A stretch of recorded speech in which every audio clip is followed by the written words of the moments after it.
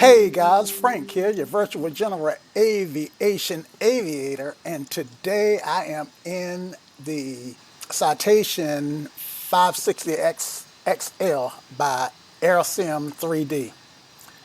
Now, this is a video that it was kind of hard for me to make. I kept wanting to make this video and I kept putting it off, and and I would start and I would stop, I would start and I would stop, and it's that kind of thing. I've got, you might as well say, a love-hate relationship with this aircraft. Now, so my plan today is to fly from Raleigh-Durham to Charlotte. And along the way, I want to tell you what I think of this airplane. I want to tell you, hopefully, if you own this airplane, I plan to own this airplane, I hope to tell you how to fly it without reading the manual or getting bogged down in the manual, and we'll see how it goes. Now, let me give you my caveat. I don't know everything about this airplane. It's still a learning proposition for me. In fact, if you're looking for an airplane that you really want to spend some time with to learn its systems, then this may be the airplane for you. If you're looking for an airplane that you want to kind of jump in and take off, then you might not want to consider this airplane. But stay tuned and we'll see where we go from here. All right. So I've been panning around the outside of the aircraft, and for the cost of this aircraft, it's, the developer charges $60 for it. I think it's $60. Or it may even be a little bit more. I tell you what, let me check. Yep, I'm seeing $60 on this airplane, and for $60, with that kind of price tag, you would expect a really super high fidelity aircraft. Now, I am not one of those simmers who really look at the minute details on modeling. I want an airplane that's modeled well enough to suit my needs, and one that when I look at it, I don't go, man, this don't look good at all. And as far as the modeling go on this aircraft, to me, it looks okay. I've heard some other YouTube content creators talk about how they didn't like some of the stuff with respect to modeling, and I'm sure that if I look close enough, I might be able to find some jagged edges and some stuff that's just not right. Some of that may be explain itself. Look at the models. The models are certainly not high fidelity, but it's cool to be able to see models from outside the aircraft versus not seeing any at all. Okay, so let's jump in here and look around at the modeling. And, for me, it's okay. It's not the best job. I'm not going to complain about these raggedy or jaggedy edges around around, let me turn on my cursor here. Just bear with me. Okay, maybe you can see my cursor now. I'm not going to complain about these jagged edges around the cup holders. And, I know that the aircraft, I know that if I look, I can find flaws in this aircraft. But, for me, it works. Okay, so what I find very important is the systems, the system depth, and whether or not they work according to what I expect and some of the things that I consider low-hanging fruit. And I get to those things that I consider low-hanging fruit throughout as I progress through this video. Anyway, let me say this before I forget. I do tend to make long videos, so I'm going to put an index in the video. So, you know, if there's a particular part that you want to jump to, then by all means, I know how hard it can be to sit and stay tuned through a 2-hour video unless it's an airplane that you really want to learn about and are really actually considering buying. Okay, so with that said, you know, check the index if you just want to jump to the takeoff or landing programming of the FMC and that kind of stuff. All right, now where are we? So we're in the cockpit, and the best thing to do is just get started here. All right, so one of the things that frustrated me about this aircraft when I first got it is I wanted to jump in it and start it up and take off. I reached out to the developer on explain.org and asked them told them I was having trouble doing a cold and dark start, and he told me that maybe I should just start it with the engines running and fly around for some time before I try to do a cold and dark start. Well, that's simply not the way that I like to fly, and I don't intend to fly that way. So for the money, for the $60, you know, I expected to be able to get an aircraft that's really steady level. In fact, let me just pull this up if you don't mind.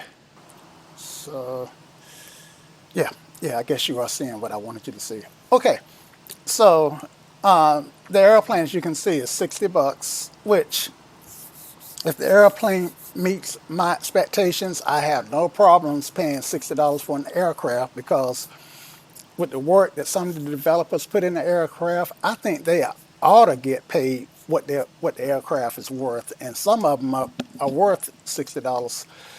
Unfortunately, in my opinion, this aircraft should have been priced a little cheaper than it is. Now, he does a lot of work to say that this aircraft is different. You know, stuff like no two XLs are exactly alike. Well, that's true of any aircraft. You know, no two Challenger 650s are exactly alike. And, you know, but anyway, he says a lot of stuff in this description that enticed me to buy it. This jet is amazingly accurate. And I'm not saying that it's not, because I'm not a real world pilot, let alone a Cessna Citation C-560XL pilot.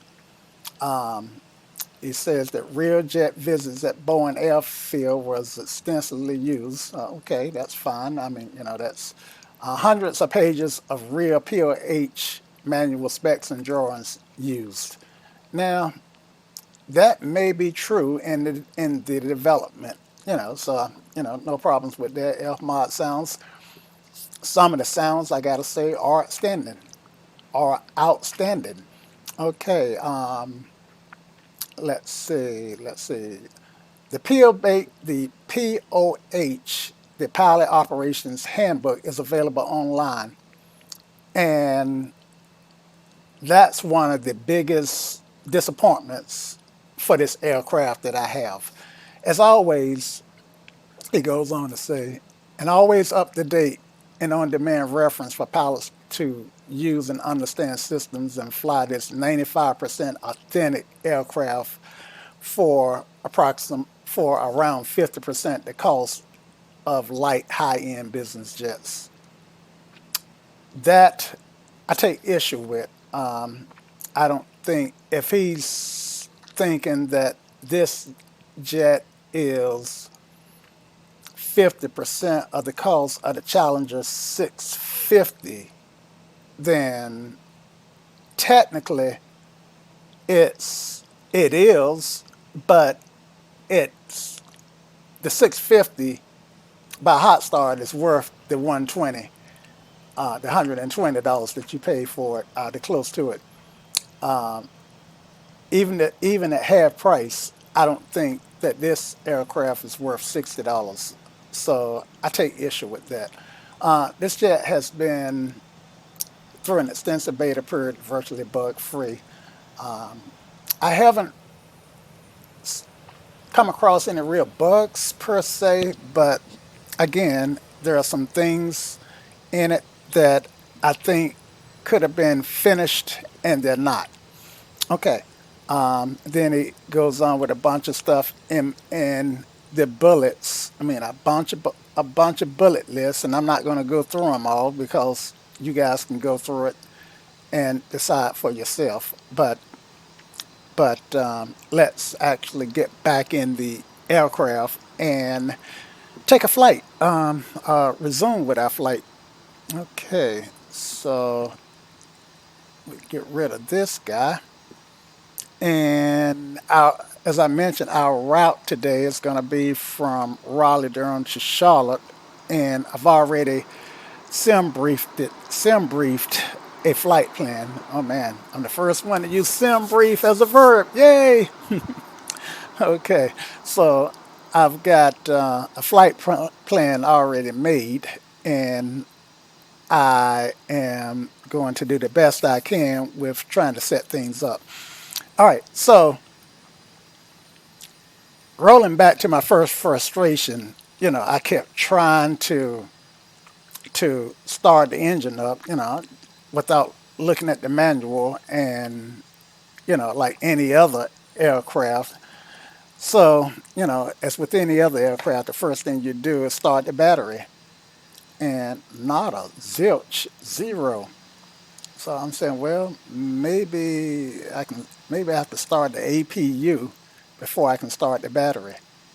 Okay, so hit the APU and the buttons won't work. Now, for a high fidelity aircraft, or if an aircraft is considered high fidelity, and model after its real world counterpart, then the button ought to work, even if the aircraft is not getting any power. I should be able to flip this button off and on. I've never seen a toggle that locks itself in place or just will not move just because it's not getting any power. Anyway, so the generator button moved. The bleed air button works, and even, let's see, the start button is not working. So these two buttons, in my opinion, were never finished up. Okay, so let's get back out. All right, so yeah, I want to get the aircraft started, and in order to start the aircraft, I need to take the covers off, right? So I look around and I'm looking for a menu, something where I can say remove these static elements. I can't start the aircraft with the covers on, and I look, nothing anywhere where I can see how to remove the covers. All right, so interesting. All right, so forget about the covers. Let's get the thing started. And I actually said, well, let me get into the manual. Maybe I can figure things out. All right, so let's pull the manual up on this guy. This is where I can he only has this one aircraft. And so I have to click here to get the pilot's handbook. All right, this is where I can go to figure out how to fly this aircraft. When I get here, this is what I see. All right, pilot operation handbook. And so, all right, so I want to learn, I want to fly. And there's a lot of stuff here. And so I start scrolling down. And mind you, I am scrolling, scrolling, and scrolling, and scrolling, and strolling, and strolling, and strolling. And whoa, wait a minute now. This is crazy. How am I going to read all this stuff before I can fly the aircraft? It's not going to happen.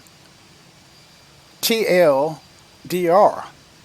Too long, didn't read. So, yeah. And it's good. It's absolutely awesome that this information is here, but it needs some sort of organization. I need to be able to find what I'm looking for without having to scroll through it. There is absolutely no index. This stuff is not indexed at all. I mean, it's all here, but if, in fact, right now, let's see, um, mission planning, you know, he's got he's got these categories here: climb performance, climb speeds. Um, you know, I should be able to find all of this stuff in an index, and that's to me fixing that. Fixing the manual is low hanging fruit. I get that he doesn't want to do a PDF and have to keep it updated. Have people just come to the to the website. But even with this plan, with having people coming to the website, there's no way I can know what's been updated and what's not. At least if he had PDFs, then if I see the version number change, I would know that something's changed. And that would give me some incentive to look for it if I was really, into this jet and trying to keep up with the changes. Okay, so let's go flying. All right, now, too long didn't read. Assuming the checklist followed, you will see a white ground IDA annunciator, ground IDA. You are positioned on the runway, have enough fuel, blah, blah, blah. Um, you never begin a two with anything but ground, a takeoff with anything but ground IDA annunciator, which goes off once, blah, blah, blah. So these are bullets. Takeoff is fairly straightforward. All right, so, this is not telling me what to do, make, it's not, it's too wordy. Like throttle up, easy. To the N1 bug set previously. You know, now set previously. So, all right. So I guess he's referring to the N1 here in this sentence. Um, if not, set the N1 bug using the spring-loaded dial found above the standby radio in the above the standby radio management unit. Usually 80, it's, well, whoa, man, and that's take a landing. Shucks. Look at all the stuff I got to read. I'm supposed to be reading to figure out how to. Anyway, so after reading a good bit of this stuff, I admittedly abandoned the POH, and I've decided to figure things out on my own to the best of my ability. Now, with that said, if you guys would like me to try to put the way I start and get this aircraft started into a POH that's more traditional, then let me know in the comments, and I will see what I can do. Now, at one caveat, I need at least 3 or 4 of you guys to say, hey, I prefer a more traditional POH, and I actually tried to develop one similar to the POH I developed for the Citation 10, which is at, well, I put a link to the POH and the Citation 10 in the notes below. Okay, all right, so let's get back into the aircraft and let's abandon this POH here that should have been, you know, um, yeah, um, well, suffice it to say. Okay, so I am finally back in the jet, and in order to start this thing up, then you literally, what I tend to do is do a tail view. All right. So with a tail view, I can swing around and scroll up to this door here. Let's scroll up to this door and open it. And this is representing the battery being disconnected. You can see the battery in there. And in order to start the engines, I gotta connect the battery, which I think is a good idea. But what I didn't like about it is the reference. Figuring that out was extremely frustrating to me. Okay, so I can get in the aircraft now, and I've got a key map that puts me directly here in the seat.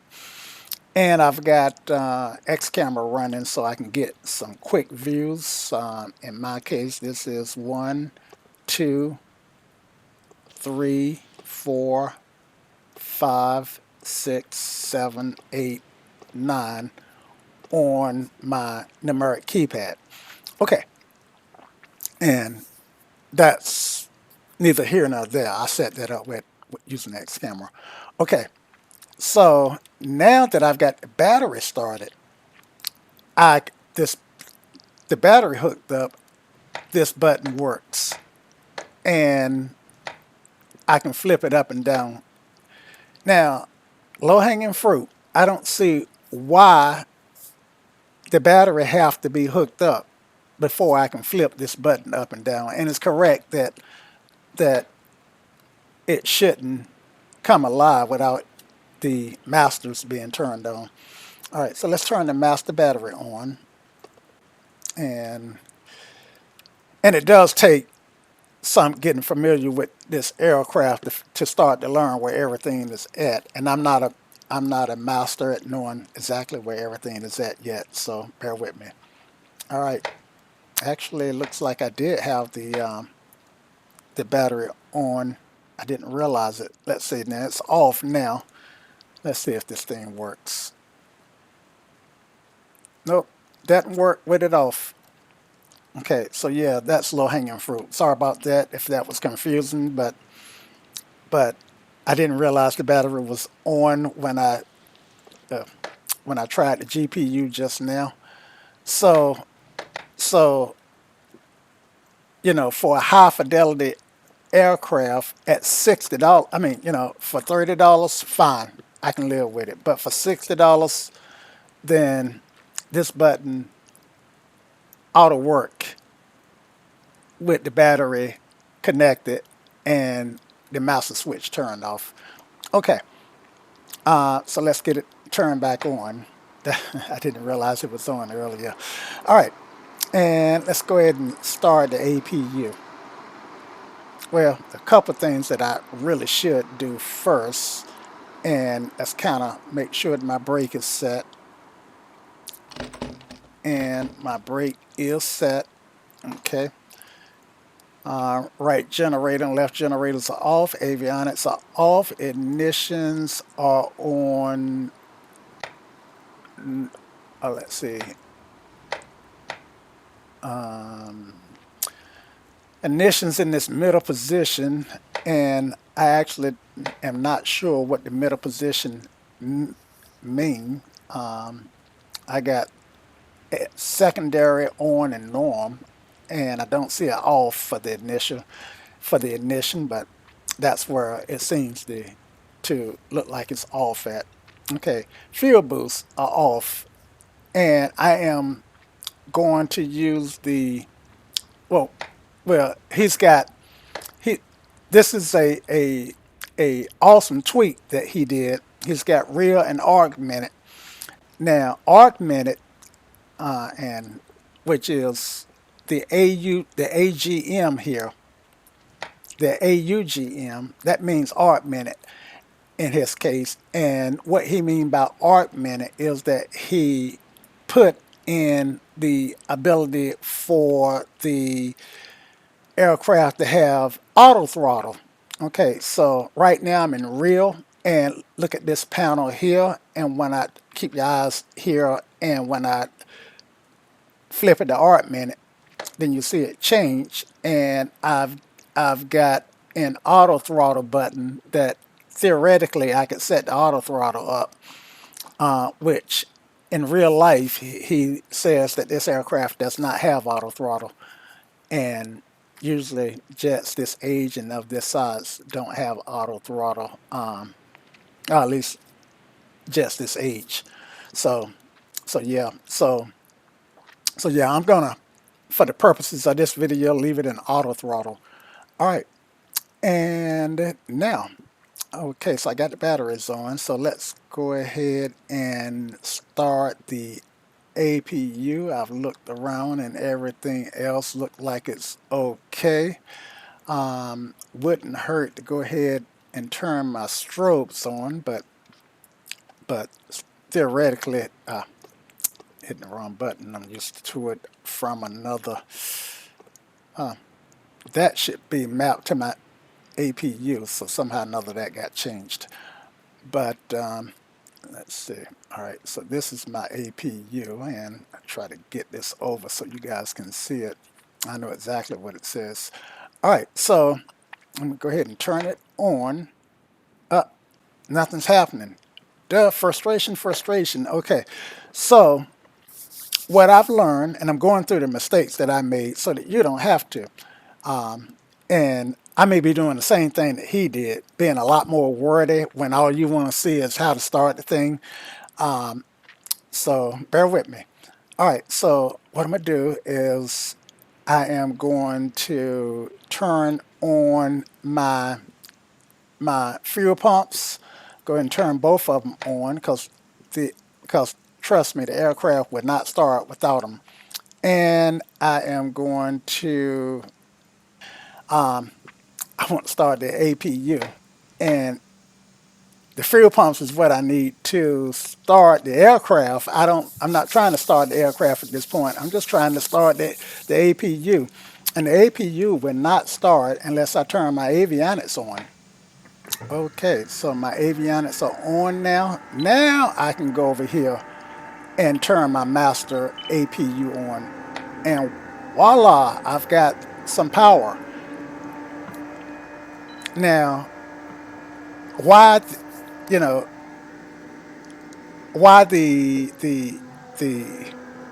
avionics have to be on to start the APU is, if somebody know about these airplanes, then, but logically, I would have thought that you want to start the APU first and then start the the um, the avionics. But in any case, here we go. So I'm gonna hold this guy up for a second or two, let it get started, and my APU is coming alive. So before I can actually get things working, I need to let it come on up to 50%. I mean, not 50%, 100%. And while I'm waiting on it to come up to 100%, wouldn't hurt me to go ahead and turn on my ground recognition lights, which is my strobes. Okay. And so my strobes are on. and I've got 100% on. Now I can turn my generator on, and you can see the draw, and I can turn my bleed air on. Now I got two positions for bleed air. I'm assuming one is on, and then the other one is high. Um, and that information may be in the manual, but finding it, you know, thank God that there is the Control F feature, which I have had to make some use of. Control F, when you're in that manual, most browsers have the ability to do a search through text using Control F, F for find. So you can kind of search for keywords in the manual using that trick. Okay, so my APU and bleed air is on. So now I should be able to start the aircraft. So I'm going to go ahead and turn my nav lights on. Nav, there we go. Let the aircraft look around, and if I had marshals, I would give them my hand signal for starting, preferably number two.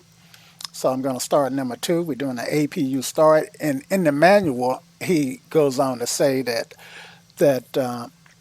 in this aircraft, a lot of times people do a battery start and skip the APU. I, I think I may have tried that, but then I realized, well, don't I have to have some bleed air to spin those turbines up anyway? Um, so go figure. So now I'm gonna turn my fuel boost pumps on, get my annunciator check, and my right engine number two, and I'm gonna press the right engine start button, and let's see, maybe some condition. Okay, there we go. All right, now I'm looking at my NGs. Um, Looking at this stuff, I got oil pressure. I got let's see, I've got N1 pressure at about 18%. So go ahead and introduce fuel. And so what I did is I lifted this guy up over the gate. Let's see. Okay, I got oil pressure. I got ITT stabilized, and yes, so the engineers are running, and I got fuel flow, but it's kind of hard to see unless you know exactly what to look for to monitor to tell that the engine is running, because it's really hard to hear. In fact, I'm gonna turn my desktop audio up a little bit more. Hopefully it's not drowning me out. And I'm gonna start number one. All right, so fuel pumps are on, ignition can come on, and we'll do number one.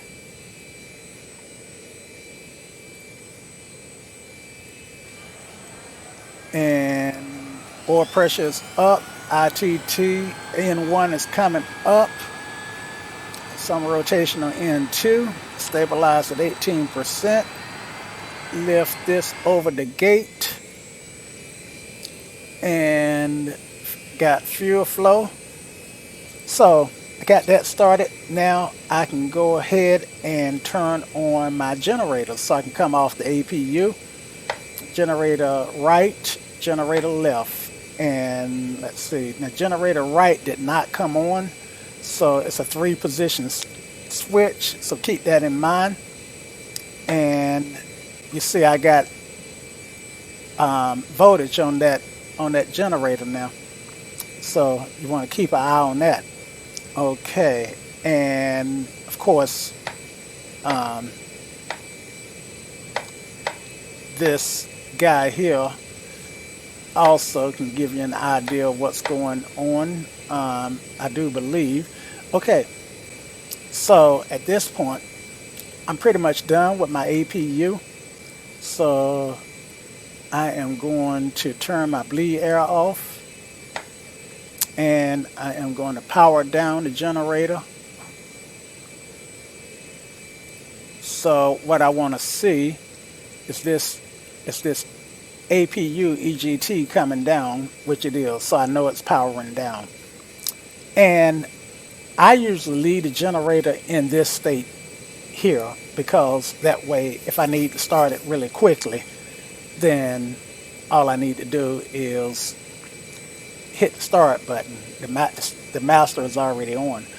Okay, so with that said, now I can turn off I can put my fuel pumps to normal. Okay, so let me zoom in here a little bit closer. And I don't want them off. They're on now. So this is off, and then this is normal. And the same with the other one. Off, normal. Okay, and whether or not the fuel pumps should be off in cruise or on normal, I cannot speak to that. Again, manual, too long, didn't read. So I am going to leave it there, and I am going to turn my ignitions to normal. Okay, I'm going to check my annunciators, or my CAS, crew alert system, annunciator, whatever you guys want to call it. It's probably well. All right, so I got pitot anti-skid.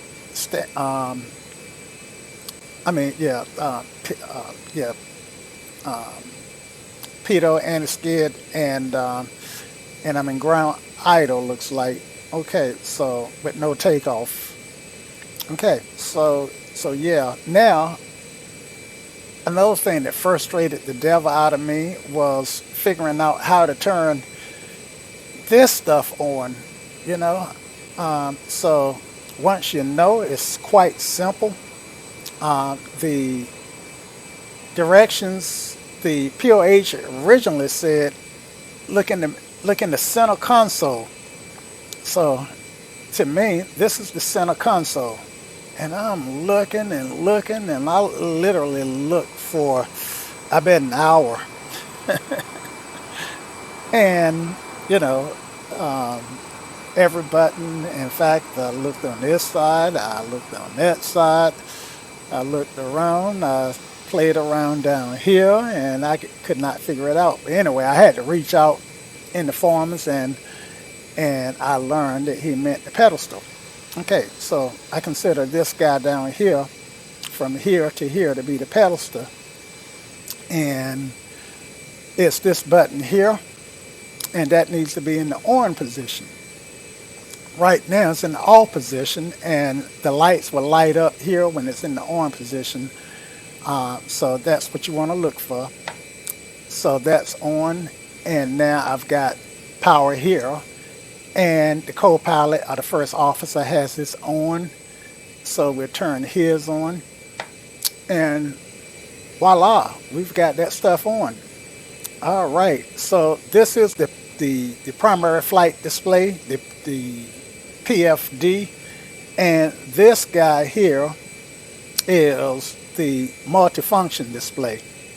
By golly, how the heck do you turn that on?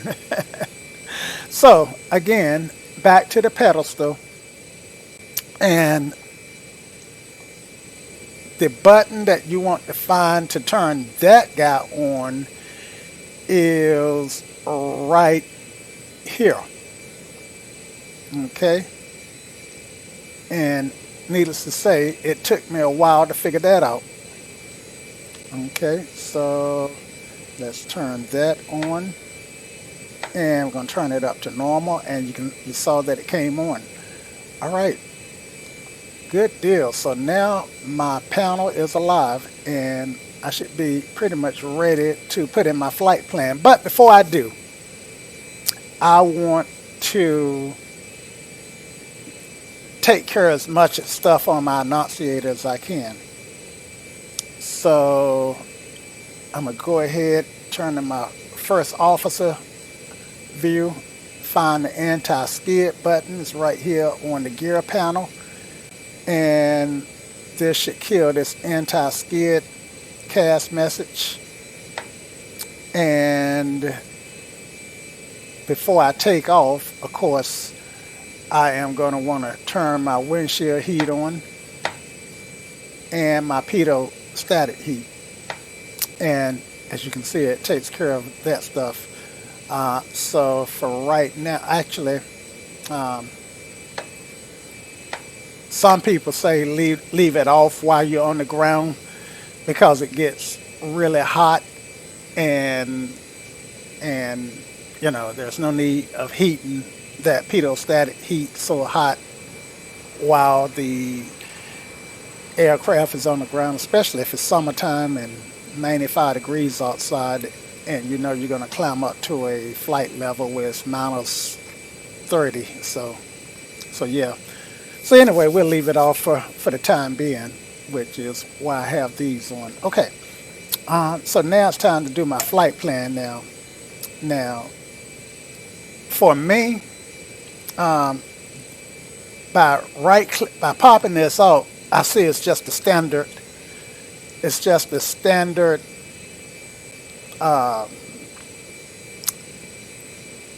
X-plane what do you call this? The X-plane multifunction display that he has kind of taken and remapped some things a little bit to get it to fit down in here.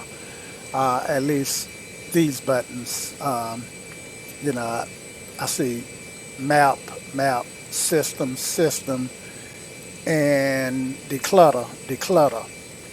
And I don't see any of this other stuff. So yeah. In fact, that's the first time I ever hit declutter from. So let me see what happens when I hit it here. So declutter does not work from here. Yes, it does.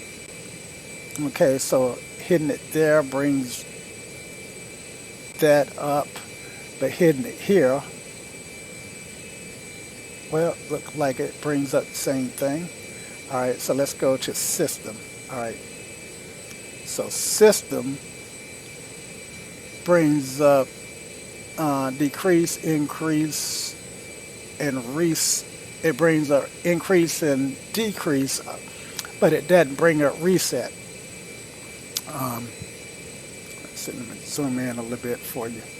So you can see there are some differences, and I, for one, am not mad at him for doing this. It makes it, in my opinion, a tad simpler to read, and I think one of the reasons he did this was he wanted to make sure that this display here is out, because this aircraft has all that information here, and so they don't put it in the multifunction display. All right, so yeah. All right, so let's just pop that back in, and let's get this flight plan in. All right, so it knows we're at KRDU, and we are going to Charlotte. So let's go here. Well, you know what? I did mention that I do use SimBrief. At least I think I mentioned that I use SimBrief. So let me pop that out and bring up, at least try to bring up the flight plan list. And it comes up the same way it does in any other G1000 MFD. So I've got RDU to Charlotte, which is number 7. So click that and scroll down to number 7 and enter. And voila, got my plan in. Let's look at the map, and I see it on the map. Now, I don't know if my arrival and departures are in, so let's look and see. So we're going to depart first, so let's go ahead and enter that. And Let me pop back in the sim brief so I can see what my departure is. I'm departing on Shepherd 4. So that's here at the bottom. So Shepherd 4 is my departure. Enter. ATIS, or the meter, says that the current weather is winds variable at 4, 6 natural miles, broken at 4,000, broken at 25,000. Oh no, that's not the meter. That's the FM. That's the, yeah. Sorry guys. All right, the MEDAR says that that winds are 110 at 3, so that's light and variable. 10 stature miles scattered at clouds are scattered at 4,800, scattered at 7,000, and overcast at 25,000. Temperature is 19, dew points -6, altimeter 014. Okay, so I'm gonna go ahead and put my altimeter in 014, and as you can see, putting it in slaves it to this. And I've seen other aircraft do that before, do that also. If this failed, then it should decouple, and I still should be able to use the standby. Okay, so that's not a problem. All right, so what's next, guys? Okay, trying to get this flight plan in. All right, so when winds are light and variable, RDU tend to use the 5s, so we're going to go with runway 5 right. That's on the side of the airport that the plane is, that the FBO is on. So yeah, we're gonna pop that back in. We're gonna depart 5 right, and Shepherd is our first transition. So yeah, close that up and pop that in. Okay, Shepherd. All right, so yeah, we're looking good. And so I got a vector here. Now I could delete that vector and go directly to Qatar, but that vector is vectoring me around to 060. Yeah, let's get rid of this vector. I'm gonna have to leave this vector in because clear. Yeah, there we go. There we go. I was gonna say because I had forgotten how to clear it. All right. So we'll take off and fly runway heading and go directly to Qatar. And white is right, blue is true. So we're gonna make this.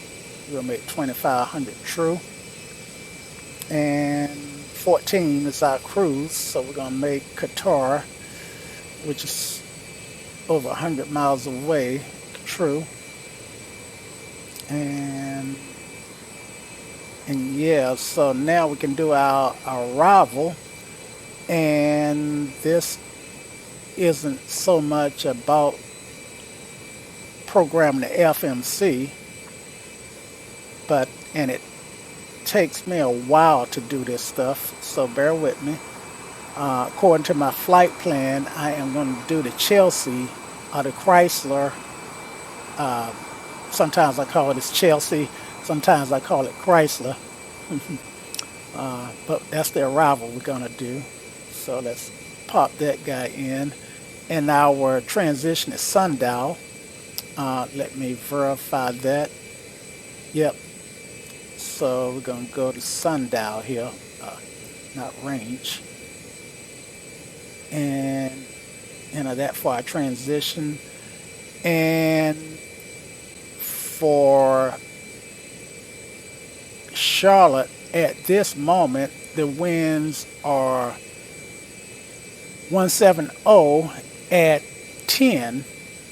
So unless they change dramatically, then runway 18 ought to be our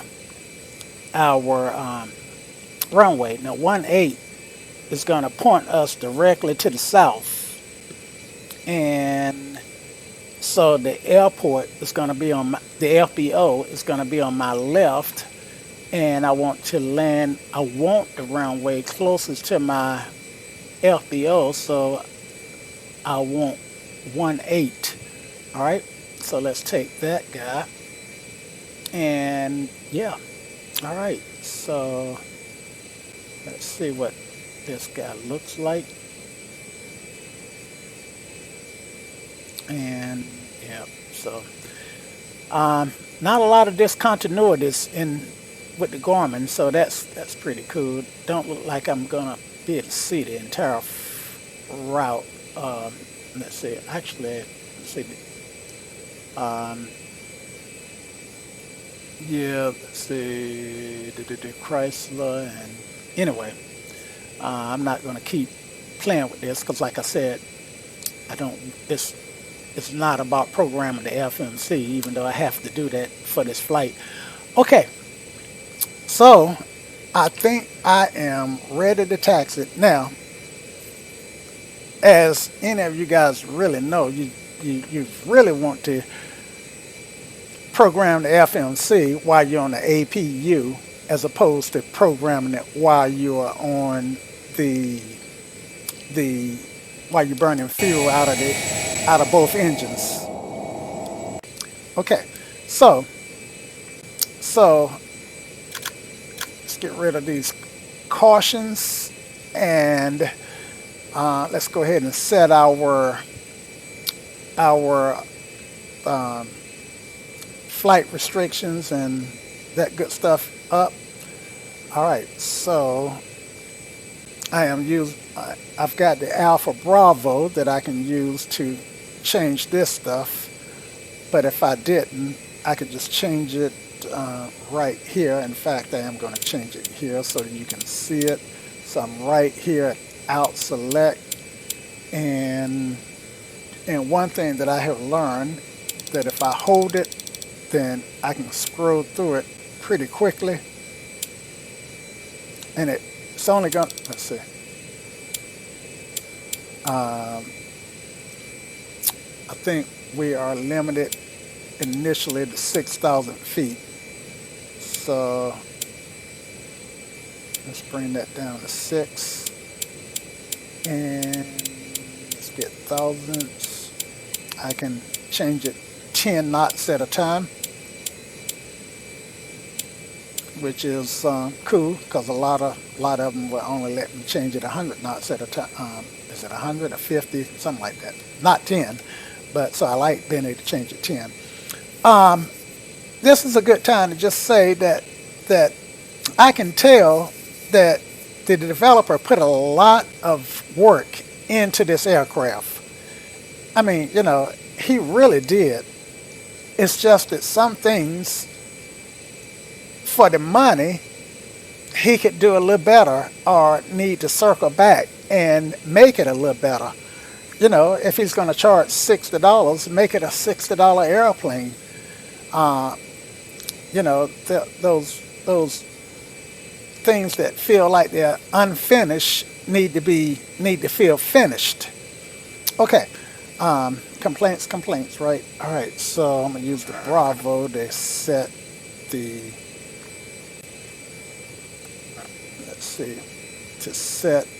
airspeed, and I'm gonna set it at 220. I probably will wind up hitting flight level change and changing it to something that I don't want it to go at. Incidentally, I have never been able to engage the auto throttle, and I'm thinking that the solution to engaging it is somewhere in the the POH, but the POH is such a dog to get through, and even using the auto throttle keyword, I was not able to find how to troubleshoot it if it didn't start up. Anyway, so, and it doesn't start up for me. Okay, now another thing that you need to be cognizant of is the autopilot will not engage unless this number here says 3. Don't know why, but that's just the way it is. Okay, so I want to make sure that my autopilot is set on 3, and you can see that my vertical speed is set at -50. So I want to make sure that when I take off, that's set to something positive. Let's set it at 1,500 feet, which is pretty low for a jet. I tell you, let's do 1,800.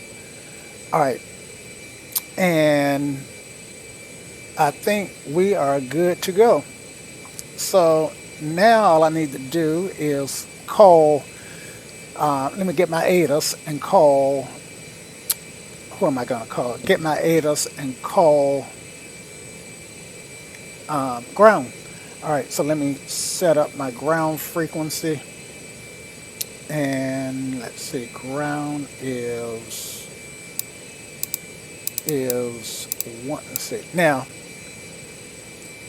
normally I would be tuning stuff here. I would have to click this guy and this guy to tune stuff. But I recently bought me the Logitech G radio stack. So now I got physical buttons that I can use to change stuff and explain. So yeah, okay, I'm on COM1. Let's see, now I tend to put my ATIS on COM2, and for RDU it's 123.8.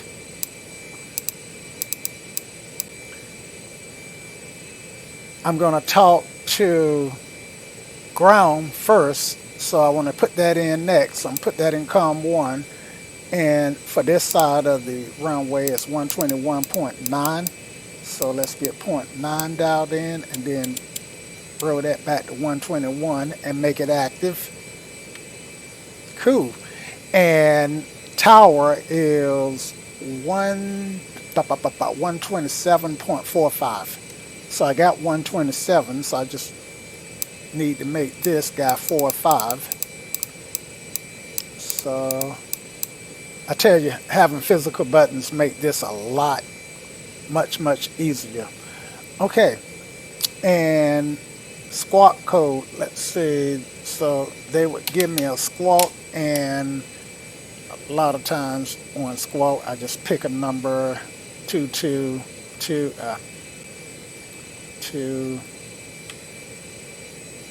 4 2 3. Okay, that's the squawk. Yeah, I just pick a number. Okay, so yeah, and set my radio back for COM2 so that when I need it and I hit the button, then things happen the way I want it. Now, I am also running Active Sky, and Active Sky uses 122.0 for the current ATIS, or I can get the X-Plane ATIS at 123.8. So let's swap them and listen to the X-Plane ATIS. So I'm going to go down here to the radio. COM2 is, COM1 is on. Go ahead and turn on COM2. Let's see, COM1 is primary, and turn the mic on for COM2. Temperature 18. Let's see. Altimeter 3014. Arrival. All right. 32. Departing Well, runway it is what it 05 is. left. 05 right. 32. Advise on initial contact. You have information. Foxtrot. Foxtrot. Now, let's see, what is she saying? Raleigh-Durham International Information. Foxtrot. 1520 Zulu. Wind light and variable. Visibility more than 10 miles. Sky conditions scattered at 4,800. Scattered at 7,000. Broken at 39,500. Temperature 18. Dew point 5. Altimeter 3014. Arriving runway 05 left. 05 right. 32. Departing runway 05 left. 05 right. 32. Advise on initial contact. Okay, X-Plane is reporting 3014, and let's see, winds, oh shucks, I wrote the winds down, but I can't read my writing. I'm sorry guys, I have to get the winds again, because I want to compare them to active sky. So just bear with me here. It's an exercise for you too. You might want to know what the differences are. Okay, so get this guy again. Information Foxtrot 1520 Zulu. Wind light and variable. Visibility more than 10 miles. Sky conditions scattered at 4,000. At 7,000. Okay, light and variable. I should have been able to remember that. Okay, so now I'm gonna check active sky. Kilo Romeo Delta Uniform Airport Information Romeo 2151 Zulu Weather Wind 119er at 3 Visibility 10 Sky Condition 4,800 Scattered 7,000 Scattered Temperature 19er Dew point 6 Altimeter 3014 Advise on initial contact. You have information Romeo. So temperature is 19er and Kilo Romeo Delta Uniform Airport Information Romeo 2151 Zulu Weather Wind 119er at 3 Visibility 10 Sky Condition 4,800 Scattered 7,000 Scattered Temperature 19er Dew point 6 Altimeter 3014 Advise on initial contact. You have information. so yeah, it's pretty much the same for the most part, and that is good. X-Plane is reporting Romeo, and After Sky's report. X-Plane is reporting Foxtrot, and X-Plane is reporting Romeo. But the only difference is right now where the temperatures. X-Plane was reporting 18, and Sky was reporting 19. Okay, so yeah, let's. We're ready to taxi. So we got our taxi instructions. We're gonna taxi up to runway 5 right via Alpha Juliet Alpha. Okay, so yeah, okay, so incidentally, this is the speed brake here, and it works in flight, but looks like you have to hold it. This is extend, this is retract. Maybe you don't, but I actually got it mapped to my Bravo, so it does tend to work in the flight. All right, but again, that's, I think that might be either me or it may be low-hanging fruit. Okay, so brakes are off, and AC bearing, that's white, so that's not to be concerned about. That's informational. No red lights. Clear to the left, clear to the right, and taxi lights can go on. And I'm holding the brakes while I do this. Taxi lights are on. Okay.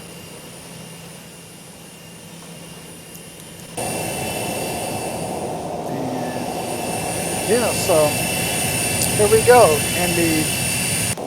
In the Citation 560XL by AirSim3D. And Mark 7, if you are happening to watch this video, I hope you take the things that I don't like about this aircraft as constructive criticism to make it better, and not take offense with the things that I don't like about it, because I would imagine, okay, here's Charlie, and we pick up Alpha here. We just left Juliet. All right, make sure that it's clear. That's something that I tend not to always do. And we can turn these labels off for traffic. There there are things that I am not going over. This aircraft has a lot of custom capability that I'm not touching on, like going through the panels here. Um, all of this stuff is modeled. Um, don't have any weather, but or terrain to be concerned about. But all of this stuff is modeled. Um, and right now, I've got this guy set on wings, but I could set it on L's on the vertical L's if I wanted. Let's see. Now, I do know one thing that I need to do is make sure that my flight plan would take effect when I hit my autopilot button, which is right here.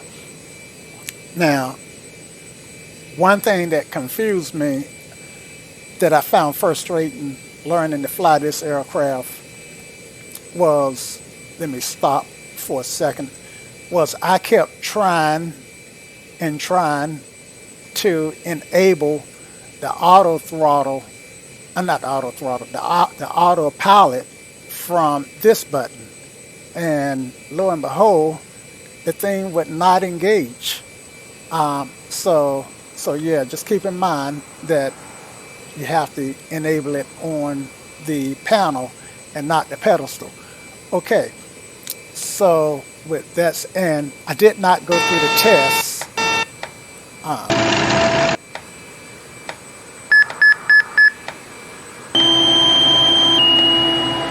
So, so yeah, um, maybe some other flight, but you kind of got an idea what the tests sound like. So yeah, I'm not testing stuff as I would if I was a real world pilot.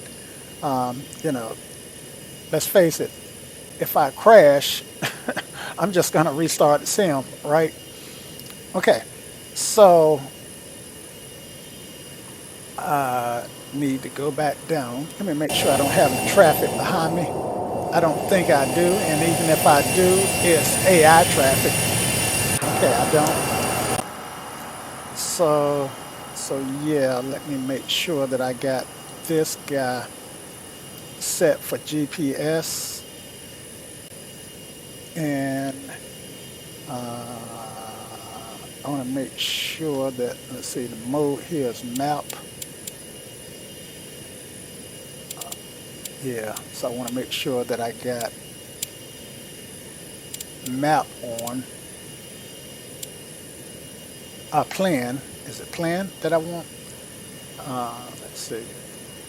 So bear with me, guys. We're both learning. Now which, let's see. So GPS, yeah. And this is the button here that I was just turning up in the panel. So this is plan. In fact, let's see if I can back out far enough so you can see both of them. Oh, all right. And okay, so you see this button here. I think it's that button. Yeah, that's that button. Okay. So, yeah, having trouble getting them both to show at the same time. All right. Yeah, see, you can see them both turn. Yep, so those are tied together. So just as a point of information, some things are tied together, which is fairly cool. All right, so no takeoff. So we're gonna put in one notch of flaps at 7%. I think I read I can take off at 7% or 15%. Since my runway is so long, I'm just going to do 7%. It's not wet, so I shouldn't have any problems. And those flaps require hydraulic pressure, so that light came up. It's been my experience that after a few minutes, that light will go off. And it did. Okay, so I think I'm good to go. I think I'm set for plan. Nope, look at that. It says nav. And it ain't nav. I want plan, flight plan. Okay. And I think that's what I want my GPS to grab. All right, so here's the runway 5 left. And of course, Raleigh Tower. Citation is holding short, runway 5 right. IFR departure, Charlotte. Clear for takeoff, runway 5 right. Citation, and I was 759, Mike Echo. Y'all come back now. Cheers.